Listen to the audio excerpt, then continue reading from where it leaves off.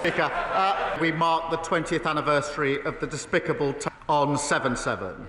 The painful memories of that dark day are deeply ingrained. 50 were murdered, many more were injured. We thank our emergency services who ran towards danger with true bravery and send our deepest condolences to the victims, the survivors and bereaved, and all those forever affected by that appalling day. May I also extend our deepest condolences to the family and friends of Lord Tevitt. We remember his profound courage in the face of terrorism and a fierce devotion to his wife, Margaret. May he rest in peace. Mr. Speaker, we also mark the 30th anniversary of the genocide at Srebrenica. We remember those lost and redouble our efforts to fight hatred and intolerance wherever it exists. Mr. Speaker, I'm delighted to welcome President Macron to the United Kingdom. Our relationship has never been stronger, and we're focused on tough new tactics to tackle illegal migration, major economic investment to create jobs, and leading our allies to support Ukraine. Mr. Speaker, this morning I had meetings with ministerial colleagues and others. In addition to my duties in this House, I shall have further such meetings later today. Thank you, Mr. Speaker, and can I associate myself with the Prime Minister's remarks? At a recent coffee morning, residents in Southampton Itchen told me how much they still miss the Bitton NHS walk-in centre that was shut down a decade ago under the Conservatives. So can I begin by welcoming this government's 10-year plan and its commitment to neighbourhood health services. And as we put this plan for change into action for my local residents, does the Prime Minister agree that Bitton is an excellent location for the first new neighbourhood health centre? Well, I pay tribute to him for making the case for his constituents, and I know the Health Secretary will give it every consideration. Mr. Speaker, the 10-year plan will establish neighbourhood health centres in every community, and they'll make a massive difference, starting in the places where the need is greatest and life expectancy at its lowest. Mr. Speaker, I'm proud that we promised 2 million extra NHS appointments in the first year of a Labour government, and we've now delivered £4 million. We shouldn't forget that the record investment that made that possible in the budget was opposed by all the parties opposite. Leader of the Opposition, Kevin Bedell. Mr. Speaker, can I echo the Prime Minister's sentiments about the horrific terrorist attack of July the 7th? I was pleased to be at the commemoration service on Monday, and in particular our thoughts are with the families of those who lost their lives, those who had to go on without their loved ones. And Mr. Speaker, I would like to pay tribute to Lord Tevitt, who died yesterday at the age of 94. He was a man of iron integrity and conviction, who by his efforts helped to save our country from the chaos of the 1970s. We all owe him so much. Mr. Speaker, in their manifesto last year, Labour promised not to increase income tax, not to increase national insurance, and not to increase VAT. Does the Prime Minister still stand by his promises? Yes. Mr. Speaker, it is rare. It is rare, yes. It is rare that he's able to give a clear answer, but I'm glad that he has done so, because he also promised, in fact, he boasted that he solved the doctor strike. But only a Prime Minister who was so weak and giving 28% pay rise to doctors, only now we see that they're still voting to strike again. He folds in every negotiation and claims that it is a triumph. Yes, he does. And we saw at the budget, Mr. Speaker, more promises. The Chancellor promised that she would lift the freeze on income tax and national insurance thresholds, because in her words, they hurt working people. Is that still government policy? Mr. Speaker, no Prime Minister or Chancellor is going to write a budget in advance. We are absolutely fixed on our fiscal rules. We remain committed to them. We remain committed to our budget, to our manifesto commitments. I realise that sticking to your fiscal rules and your manifesto commitments is a bit unfamiliar to the party opposite, but it's because of the decisions the Chancellor took, that this government has taken, that we can update the House. £120 billion of inward investment into this country since we took office. Business confidence at a 9-year high. That's longer than the Leader Opposition has been in Parliament. Deloitte this week saying the UK is now the best place to invest, creating 384,000 jobs. What a contrast to the mess that we inherited from the party opposite. Mr. Speaker, there is no clear answer there. The whole House would have heard him fail to rule out freezing tax thresholds. He could say it in the first question, he could promise, but he couldn't this time round. But what does this mean, Mr. Speaker? He's talking about record investment and more jobs. We know that people are losing their jobs. Unemployment has gone up under Labour every single month since it's their year in office. But what does it mean on this issue of tax thresholds? It means that under Labour, millions of our poorest pensioners face being dragged into income tax for the first time ever. Does the Prime Minister think it is right that struggling pensioners should face a retirement tax?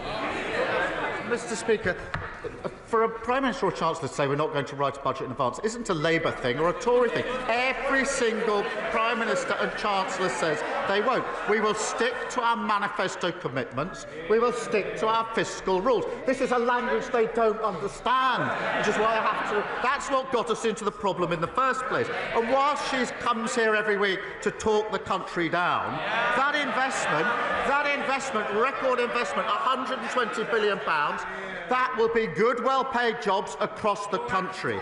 And this investment, Mr. Speaker, is foreign investors who can choose whether to invest in this country. They're choosing to invest in this country now because they have confidence in what this government is doing.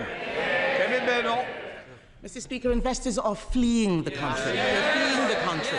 He says he sticks to his manifesto promises. They promised not to put a tax on working people, and then we got the jobs tax. And all we have seen is jobs disappearing. Before the election, the Prime Minister promised, and I quote, "not a penny more on your council tax." The Institute for Fiscal Studies says that now council tax bills will rise at their fastest rate in 20 years. Will the Prime Minister admit that under him council tax is set to soar? No, of course it's not. It soared under the last government. But, Mr. Speaker, here she goes again, back on familiar territory. She comes here complaining about the national insurance rise every year, every week. She comes here complaining about it. And then when she's asked the question, well, would you have the courage then to reverse it? What's the answer? What's the answer? And I'll tell you for why. Because she's too embarrassed to say she doesn't want the investment we put in. That investment went to the NHS. They want the investment, they can't say how they're going to pay for it. That is what got us into the problem in the first place.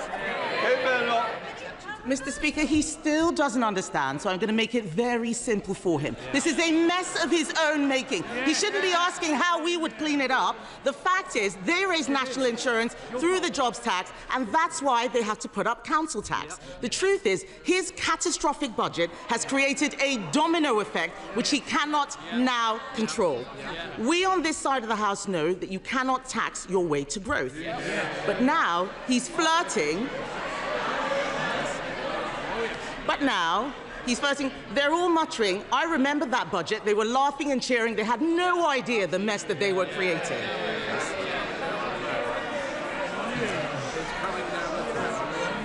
They should go and explain to their constituents about why unemployment is going up. But, Mr. Speaker, what is more worrying is that now he's flirting with Neil Kinnock's demand for a wealth tax. Let's be honest about what that means. This is a tax on all of our constituent savings, on their houses, on their pensions. It would be a tax on aspiration. Will the Prime Minister rule this out? Mr. Speaker says we shouldn't be asking them for advice on the economy. She's absolutely right about that. We will not be asking for their advice. What we did in the budget was stabilise the economy through the measures taken by the Chancellor. And what has that led to? 4 interest rate cuts. For mortgage holders, that's hugely important. Compare and contrast what happened to the Liz Truss mini-budget. The fastest growth in the G7 in the first quarter of this year. Wages up more in the first 10 months of a Labour government than the 10 years under the Tories. So, no, we don't need lessons from them. Mr. Speaker, he says he stabilised the economy. Has he spoken to any farmers recently? Yes. It is time for him to take responsibility for the mess he is making. He has been in office for a year, and all we see is him congratulating himself on what a fantastic job that he has done. Nobody out there believes it. No, not even them. Not even them. What a weak chair. Mr. Speaker, he's congratulating himself. We can compare records. He talks about the fastest growing economy. We left him the fastest growing economy of the G7. We cut the deficit in every year until the pandemic. We got inflation down to 2%. On his watch, taxes are up. Unemployment is up. Inflation is up. And this weak Prime Minister has been forced into a series of chaotic U-turns. Yesterday, Mr. Speaker, the OBR said that our economy is being eroded under Labour. Doctor strikes, tax bombshells, the wealthy leaving in droves. Isn't the truth that under him he is dragging us back to the 1970s? Yeah. Mr. Speaker, responsibility. We're responsible for 4 million extra appointments in the NHS. We're responsible for a 10-year plan on the future of the NHS after they broke it. We're also responsible for free school meals being rolled out in a way which has never been done by any government. Breakfast clubs being rolled out, family hubs being rolled out, transport across the country, and migration coming down. We take responsibility and we're proud of that. Lloyd Hatton. Thank you, Mr. Speaker. The Eden project in Cornwall is a proven success story, injecting millions into the local economy. And in Lancashire, Eden Morecambe will soon be under construction, set to create hundreds of jobs. So it's about time we had the third instalment with Memo Portland, or Eden Portland, as many like to call it. This will be a world-class attraction, celebrating the Jurassic Coast and transforming the economy in South Dorset. So will the Prime Minister back this exciting project and work with me and all of the relevant ministers to secure funding to deliver this project? And ideally, can we use the new Growth Mission Fund? Well, look, I thank him for highlighting this exciting proposal, and he's a fantastic advocate for Portland and South Dorset.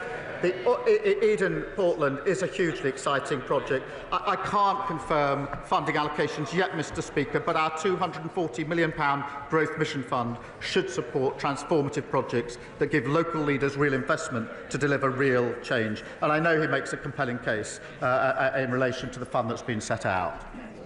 Sir Ed David, Leader of the Liberal Democrats. Thank you, Mr. Speaker. Can I associate myself and my party with the Prime Minister's comments about the horrifying terrorist bombings of 7/7 here in London? Our thoughts are with the victims, their families, and our amazing emergency services. And can I also join in the condolences to the family of Lord Tebbit? He was a man of service in the RAF, in politics, and as a carer for his wife, Margaret. He will be greatly missed. Mr. Speaker, after years of Conservative neglect, the special education needs system is in desperate need of repairs.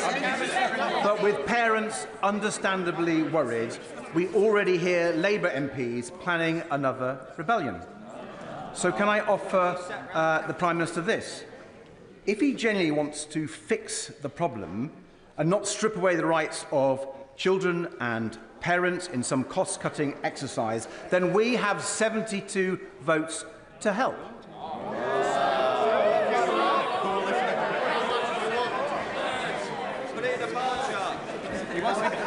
So, will the Prime Minister look at the 5 tests for SEND reform we have published today and work with us to make it happen?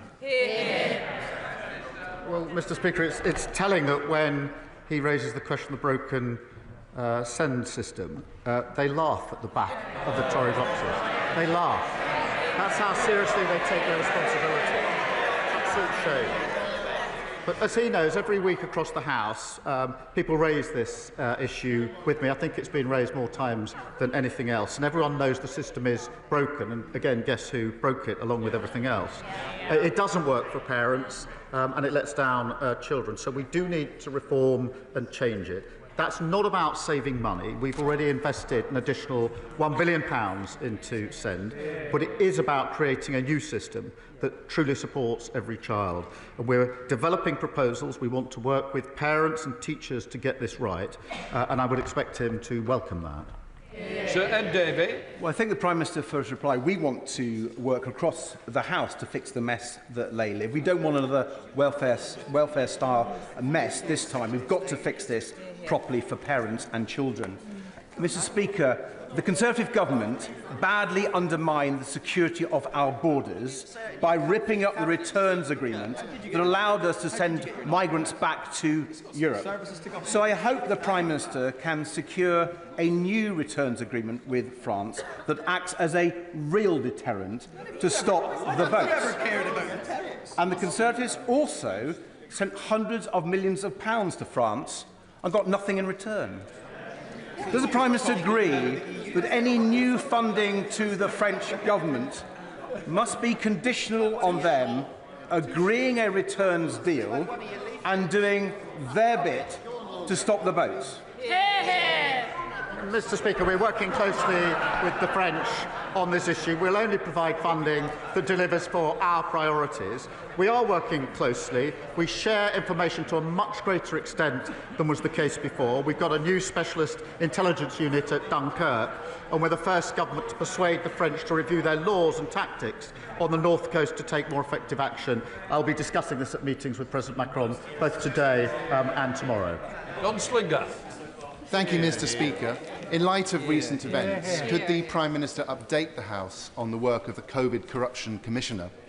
And does he agree with my constituents in Rugby, Bulkington and the surrounding villages that there should be no place in public life for people who exploited the pandemic and defrauded the taxpayer to line their own pockets? My honourable friend makes a powerful point, and I hope it was heard on the benches opposite. It's an absolute scandal that failed PPE contracts were handed out by the Conservatives at taxpayer funds of £1.4 billion. We're focused on getting our money back. I can confirm the Commissioner is now investigating fraud involving bounce back and business support loans, and we will continue to go after the fraudsters, the grifters and the con artists, no matter who they are or where we find them. Nigel Farage. Thank you, Mr. Speaker.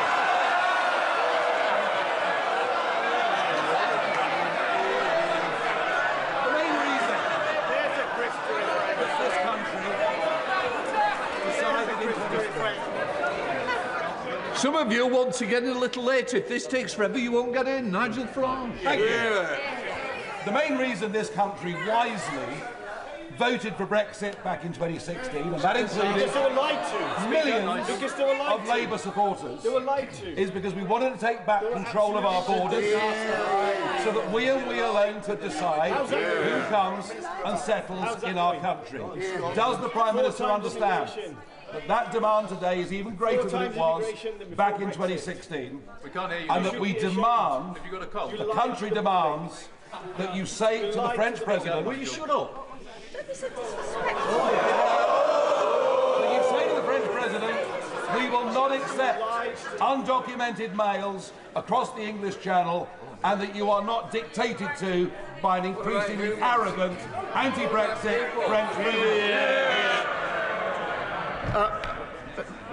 Mr. Speaker, we are fixing the mess that we inherited. We are working with other countries to ensure that we take the measures necessary to stop people crossing the Channel. They are serious answers to serious problems. His proposal for 10 years, wagging the Tory dog, has been to break everything and claim that's how you fix things, to stick two fingers up at your neighbours and then expect them to work with us. And he votes against the Borders Bill, which gives more powers to our law enforcement to deal with security at our borders. And, Mr. Speaker, the reason for that is he has no interest in fixing the problem because he wants to milk it and exploit it. That's the truth about him and his party. Thank you, Mr. Speaker. From homelessness to child poverty, so many of the challenges that I see people facing in Exeter can be traced back to early years. So can I welcome how this government is rebuilding on the legacy of Sure Start, so cruelly dismantled by the party opposite? And can the Prime Minister set out what difference this will make to family services in Exeter? Well, I'm grateful to him. I've discussed it with him before. He's a brilliant champion for Exeter. Mr. Speaker, every child should have support to realise their potential. And the party opposite tore up Sure Start and took it out of our communities, an act, in my view, of vandalism that abandoned families and deepened inequalities. Mr. Speaker, we're delivering 1,000 Best Start family hubs across the country. That's in addition to free childcare being rolled out and expanding free school meals. That's the change the Labour government makes. Jim Ramsey. Thank you, Mr. Speaker. Growing numbers of people are joining calls for a wealth tax on the super-rich, including former Labour leader Lord Kinnock, and today a former First Minister of Wales, and it transpires, the Chancellor herself when she was in opposition. So will the Prime Minister stand by his promise that those with the broadest shoulders should carry the largest burden? And can he clarify that that means the ultra-wealthy, not disabled people, the poorest and children with special educational needs? Mr. Speaker, I'm really not going to take advice from a party that put forward £80 billion of unfunded commitments at the last election. That's the sort of thing that got us into the problem in the first place. Mr. Speaker, we can't just tax our way to growth. We need to ensure that we put in place the necessary measures. We're putting in place planning reforms, Mr. Speaker, to drive growth. He voted against it and they voted against it. Bill Lester. Mr. Speaker, I am proud that this Labour government is banning fire and rehire. I am proud that we are addressing the abusive use of zero-hour contracts and improving protections at work, particularly against unfair dismissal. Reform and their Tory friends voted against Labour's workplace protections. I don't know why they're heckling. When they were in government, they promised to deal with fire and rehire, and after, and despite the scandal at P&O, did absolutely nothing about it. So, does my right honourable friend agree that it is only this Labour government which will ensure people have fairness at work in this country? Well, I'm proud that we'll give 15 million workers, that's half of all workers, stronger rights at work. And Mr. Speaker, that's sick pay for up to 1.3 million of the lowest paid, tackling sexual harassment and bereavement leave for families who experience pregnancy loss before 24 weeks. Compare that to the Leader of the Opposition who thinks maternity pay is excessive. The Leader of Reform who wants working people to pay tax for tax breaks for millionaires and billionaires. Both of them vote against reform and better protection of workers at every term. They always have and they always will. They offer nothing for working people. Sir David Davis. With permission, Mr. Speaker, before my question, can I tell the House that in the public gallery today there are a number of veterans of Northern Ireland. Given what the Prime Minister said about 7/7, I'd like to publicly thank them for their courage in defending our country and our democracy against the first scourge of terrorism. Now, the Prime Minister knows that every time a paramilitary was killed in Northern Ireland by a British soldier, it triggered a thorough investigation. No bullet went unscrutinised. Our soldiers were held to the highest standards of law. The IRA were not. They tortured and shot men in the back. They forced families to watch their menfolk murdered. They killed women and children with bombs. Yet we're willing to prosecute our own men. Men forced to make life and death decisions in split seconds. If the government get the legacy legislation wrong, at least 50 innocent retired veterans will be exposed to legal persecution for crimes they did not commit. Now, I've raised this matter 6 times now since February. So I ask again, on Monday, when we debate this matter in Westminster Hall, will his government protect our veterans, or will it sacrifice them to politically motivated lawyers trying to rewrite history with a pack of lies? Can I join him in his thanks to the veterans here today with us and to all veterans?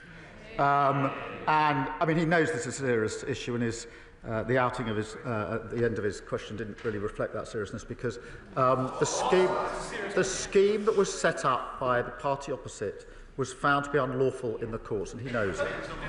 And it wasn't supported by the communities. It would have meant, as he knows, immunity from prosecution for those who committed the most appalling terrorist crimes. And that's why it didn't have support in the communities and didn't have the support, I think, of any political party in Northern Ireland. And that was amongst the reason it was found to be unlawful. So we have to tread carefully, we have to get this right. And I'll work with him on that, but we don't get there by cheapening the debate. We will look at the address. It's not about political point scoring. I worked in Northern Ireland. I've spoken to many of the people affected, and I know we must get this right, and I want to do so, and I want the House to do it together if we possibly can, because it matters. But we have to do that in a serious way, to address the issues of the past, of course, in a way that has support of victims and survivors, and that is a key test. For me, because without the support of victims and survivors, I think it's very hard in Northern Ireland to come up with something which will have the confidence of everybody in Northern Ireland, which is why we have to work in the way we do. In advance of the new legislation, the Secretary of State for Northern Ireland continues to engage with veterans and their communities to ensure that legacy mechanisms are fair, that they're lawful and they're proportionate. And I'll continue to work with him and others in the House, because the most important thing is not scoring points but getting it right. Murphy. Thank you, Mr. Speaker. Last week I published a report which revealed the terrible legacy left by the party opposite on the NHS locally. Kids in Basingstoke waiting 210 days following a referral for access to mental health services, 3 times the national average. So I welcome the publication of the 10-year plan last week, led by the Prime Minister, to be delivered by a Labour Health Secretary, made possible by a Labour Chancellor. But can I ask the Prime Minister what more the government is able to do to close that gap in mental health services locally and ensure that every kid in Basingstoke has access to the very best mental health services? Well, I thank him for that. The party opposite failed to give children the support that they need. The 10-year plan that we've put forward will rewire our NHS and transform mental health services. 85 dedicated mental health A&E departments giving 24/7 support, specialist mental health professionals in every school and college, benefiting 1 million young people this year alone, and an extra 8,500 mental health staff to tackle long waits. And that is only because of the decisions that we took to invest in our NHS, decisions that they opposed. Jess Brown-Fuller. Thank you, Mr. Speaker. I'm going to add to the many calls that this Prime Minister has already heard about the broken SEND system. I met with head teachers and SENCOs in my constituency of Chichester last week. They all told me the same thing, that the SEND system is broken, it's adversarial, parents are at breaking point, there are not enough spaces in specialist schools, and the EHCP process is long, it's harrowing, and it's often degrading. Now, I know the government are exploring their options, but will he take the Liberal Democrat calls to introduce a national body for SEND so that we can end the postcode lottery and fix this problem for good? Well, I thank her for raising this issue, and I know it's of concern to her and to many people across the House. The system we've got is broken. It's not serving anyone well. We've got to reform it, and I set out in an earlier answer the steps that we are taking. We will share those with the House, and I hope that we can get the greatest support possible for the reform that I think everybody here knows has to happen. Catherine Fuchs. Thank you, Mr. Speaker. I'm delighted at the spending review commitment of £445 million for Welsh Rail. A new station at Meigrenundi will take cars off the congested M4, offer greener journeys and open doors for local residents without a vehicle to get jobs. And it's great value for money due to the track and infrastructure that's already in place there. Does the Prime Minister agree with me that Meigrenundi is an excellent candidate to be the first Burn station built so it can start serving local people? Well, it's so good to see strong Labour MPs standing up for Wales and her constituency. She makes her case. I can't confirm the plans yet, but we will consider recommendations from the Burns Commission, which includes a proposal for a new station in her constituency. And I'm delighted, Mr Speaker, just this week we set out a major road and rail schemes across the country, the A66, Newark Bypass, Midlands Rail Hub, creating tens of thousands of jobs, new homes and better journeys for millions of travellers. Thank you, Mr Speaker.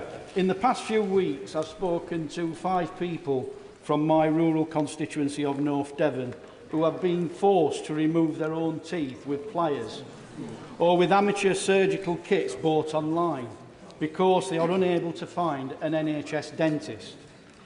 What would the Prime Minister say to those people, Mr Speaker?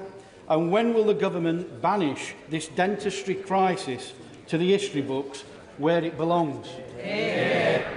Well, Mr Speaker, another shameful legacy from the party opposite, with 1 in 4 adults struggling with NHS care and tooth decay as the most common reason for hospital admissions for children aged 5 to 9 under their watch. We are fixing this, Mr Speaker, and I can set out what we're doing. We're rolling out 700,000 urgent and emergency appointments. We're reforming the dental contract and recruiting more dentists and newly qualified dentists to practice in the NHS for a minimum period. All of that only made possible because of the investment we put in the budget, which they all opposed.